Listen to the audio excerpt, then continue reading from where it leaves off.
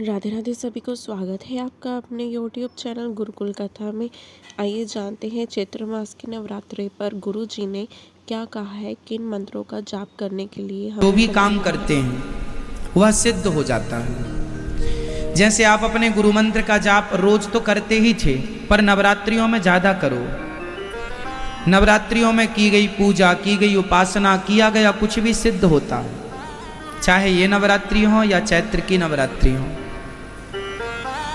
तो कोई भी अनुष्ठान, कोई भी सिद्धि पाना हो, जैसे कोई सिद्धि प्राप्त करना चाहता है ना, वो नवरात्रियों में अनुष्ठान करता है। इसलिए जैसे आप अपने गुरु मंत्र का भी जाप करें इन नवरात्रियों में, तो आपका मंत्र सिद्ध हो जाएगा।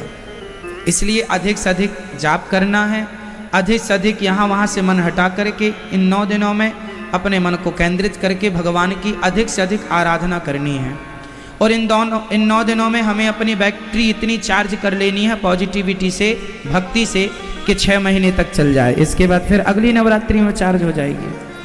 तो ये कुछ विशेष त्यौहार इसलिए होते हैं कि आपको साल भर समय नहीं मिलता, महीने भर समय नहीं मिलता, तो समय निकाल के इन दिनों में आप कुछ अच्छा कर सकते हैं अपने लिए।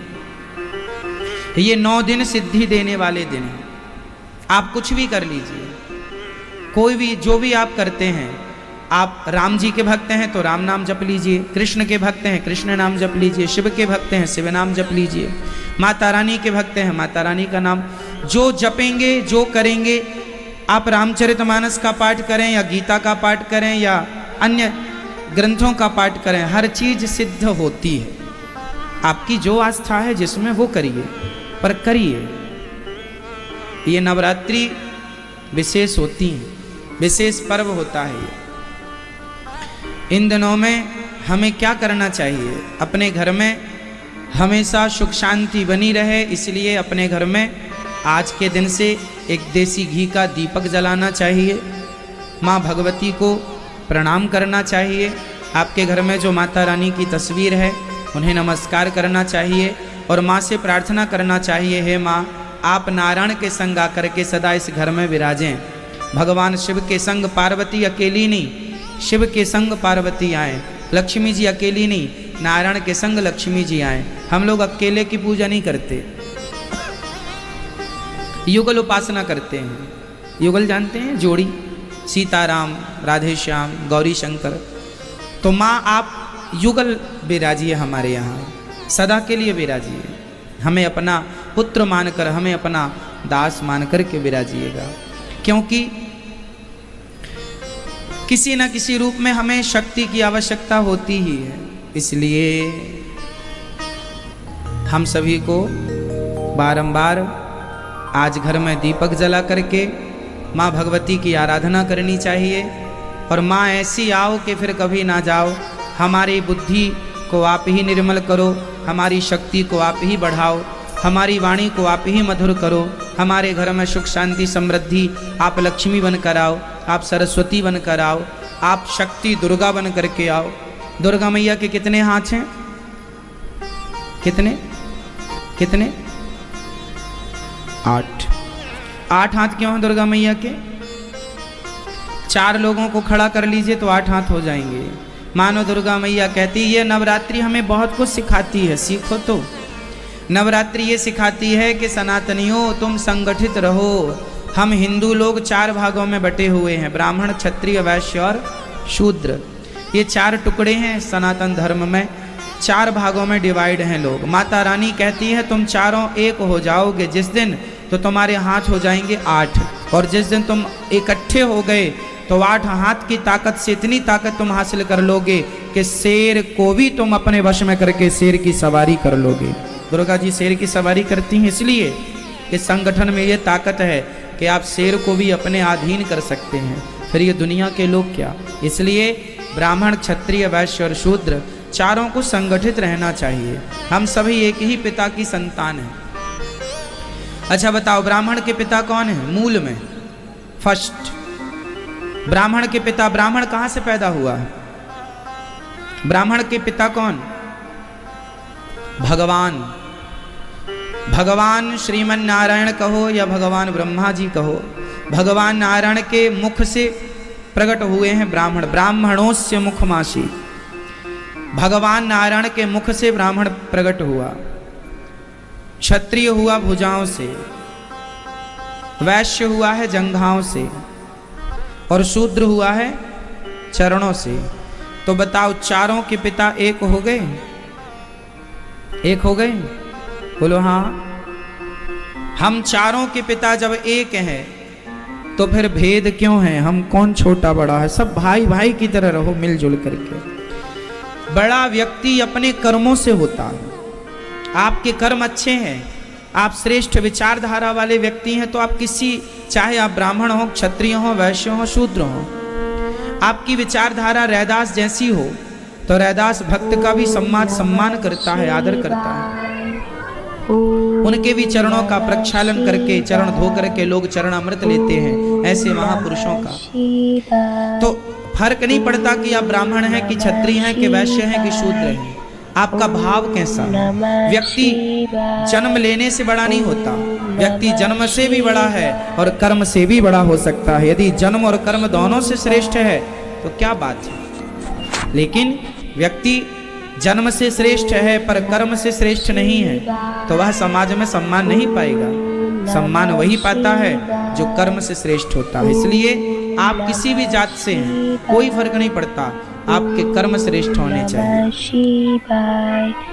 क्यों जी, क्या श्रेष्ठ होनी चाहिए? कर्म। ब्राह्मण होके भी कर्म से हीन हो गया तो वो किस काम का?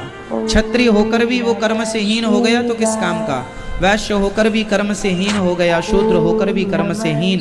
इसलिए आप जहाँ हैं वहाँ रह करके कर्म युक्त बनो। ऐसा कर्म करो कि समाज आपके जैसा पुत्र चाहे कि ऐसा पुत्र हमारा भी हो।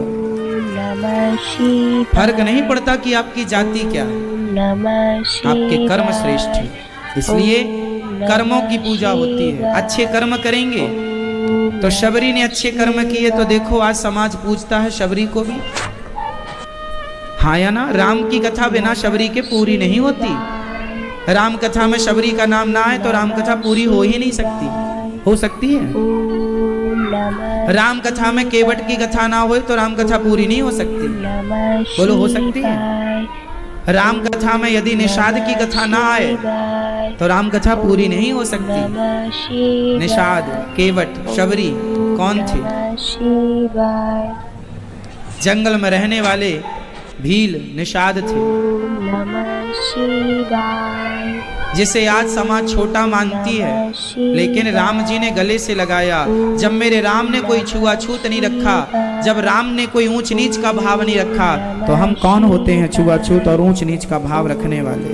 इसलिए हमें सबसे भाई भाई की तरह मिलजुल के रहना चाहिए और प्यार मोहब्बत से रह करके अपने धर्म को आगे बढ़ाना चाहिए। यही हमारी दुर्गा माँ समझा रही है। तुम चारों संगठित हो जाओ। आज हमारे देश में यही तो संगठन नहीं है। ब्राह्मण अलग, क्षत्रिय अलग, वैश्य अलग, शूद्र अलग। क्यों? सही है? कोई अपने आप को श्रेष्ठ कहता है, कोई अपने आप को श्रेष्ठ कहता, कोई कहता, कोई सभी श्रेष्ठ हैं। अज्ञानवश झगड़ा है। हमारे सनातन धर्म में झगड़ा किस बात का है? अज्ञानवश। झगड़े का मूल कारण है अज्ञान। ये अज्ञान मिट जाए तो कोई विवाद ही नहीं। पर कब मिटेगा ये अज्ञान? अनादि समय से अज्ञान बना हुआ है। इसलिए आप मिटाइएगा और प्यार मोहब्बत से गरीबों के पास जा जा करके कोई छोटे बड़े का भेद ना करके सबकी सेवा करो, सब में ईश्वर का दर्शन करो। मैं तो सबके यहाँ जाता हूँ, झुग्गी झोपड़ियों में भी जाता हूँ। सबको प्यार करने के लिए बनाया है ईश्वर ने। ये हाथ जो दिए हैं ना, सबकी सेवा के लिए दिए हैं। जात पात देखकर सेवा नहीं होती, सेवा तो सबकी होती है। जो आए राह में आए, जो दीन दुखी, सबको गले से लगाते चलो, प्रेम की गंगा बहाते चलो। तो हमारे धर्म में यही सिखाया गया है कि आप सब तक जाएं और सबकी सेवा करें।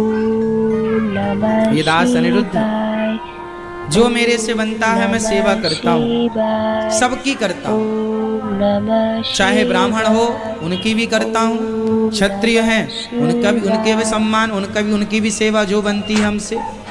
क्षत्रिय, वैश्य और शूद्र जो जहाँ जिस लायक है, ये दास अनिरुद्ध सबको समान भाव से, सबको गले लगाकर सबकी सेवा करता है।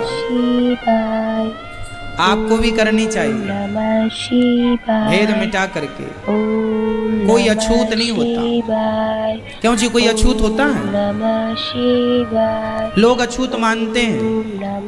मैं तो सभी माओं के पांव दबाता हूँ। हमारे गौरी गोपाल आश्रम में तो सभी माताएं, ब्राह्मण माता भी हैं, यहाँ क्षत्रिय माता भी हैं जो क्षत्रिय हैं, वैश्य माताएं भी हैं जो वैश्य गोत्रीय हैं, और शूद्र माता भी हैं। हम सबके चरण दबाते हैं। आज तक हमने किसी भी माँ से उनकी जात नहीं पूछी कि माँ आपकी जात क्या है। हमने तो सबके चरण दबाए हैं, सबकी सेवा की। हमने तो ये भेद मिटाया है। ना जाने किन लोगों ने ये भेद पैदा किया है। इसलिए आज नवरात्रि के दिन आप भी संकल्प लें कि आप भी सबकी सेवा करेंगे और आप भी सबकी सेवा करके सबको प्रसन्न करेंगे। भगवान आप सबको सदा सुखी रखें और सदा आप लोग प्रसन्न रहें। पुनः फिर से आपको नवरात्रि की ढेरों ढेर शुभकामनाएं। आपका जीवन सदा माँ भगवती की कृपा से भरा रहे। अगर आपको वीडियो अच्छा लगा हो तो लाइक करें, कमेंट में जय माता दी जरूर लिखें। माता रानी आप सबके घरों में सुख, शांति और समृद्धि लाए। जय माता दी।